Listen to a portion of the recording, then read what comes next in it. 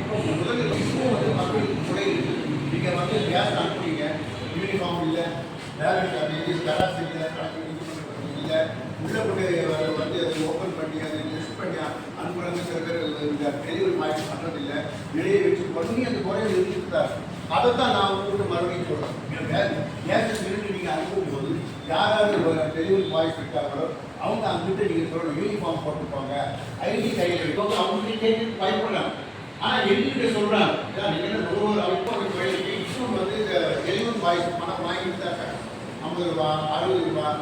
நம்ம நான் இருக்கிற இடம் இருக்கக்கூடிய, அதாவது நான் இருக்கிற இடம் என்னன்னா அண்ணா நகர் ஏரியா, அண்ணா நகர் நகர்பட்டு இந்த ஏரியில் ஆர்டிகேஸ் ஒன்று இருக்குது. அங்கே அவங்களும் இந்த இதில் வரணும், எல்லோரும் சேர்ந்து வரணும். இந்த தாலுகா லெவலில் வர்றதுனால இப்போ நீங்கள் தான் வந்துருக்கிறதுனால ரொம்ப சந்தோஷம். ஆனால் இனிமேல் அந்த டெலிவரி பாய்ஸ் நீங்கள் சொல்லுங்கள், அவங்களாம் பிரியப்பட்டு கொடுத்தாலும் வாங்கலாமே தவிர இன்னும் டிபெண்ட் பண்ணுறாங்க சார். அது ஏன் பண்ணுறாங்கன்னு தெரியல. உங்களுக்கு அவங்களுக்கு தேவையான எல்லா பேமெண்ட்டும் உங்கள் அது ரிஸ்க் அவசியம் இல்லை. யங்ஸ்டர்ஸ்லாம் அதெல்லாம் வந்து டிகிரினால இதெல்லாம் படிக்கிறதுனால அவங்க நல்ல தெரியும். இப்போ அது மாதிரி இருக்கிறாங்க, நம்ம டேட் பண்ண வேண்டியது. அந்த மாதிரி நீங்கள் வந்து இது மாதிரி தான் வாங்கிட்டு இல்லை இது மாதிரி பேசாமல் வாங்க. அவங்க இதுலேயும் சில பேர் மிரட்டுறாங்க. ஆனால் இந்த வெஸ்ட்டில் எப்படின்னு எனக்கு தெரியும். பட் அந்த சைடில் அது மாதிரி திருவள்ளூர் இல்லை கொஞ்சம் உலகத்தில்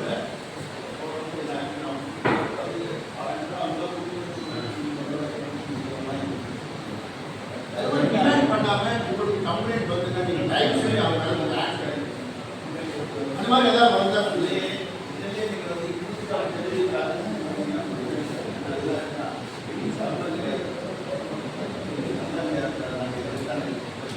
நம்மளும் கிடையாதுன்னு எப்படி வேலை வருவாங்க.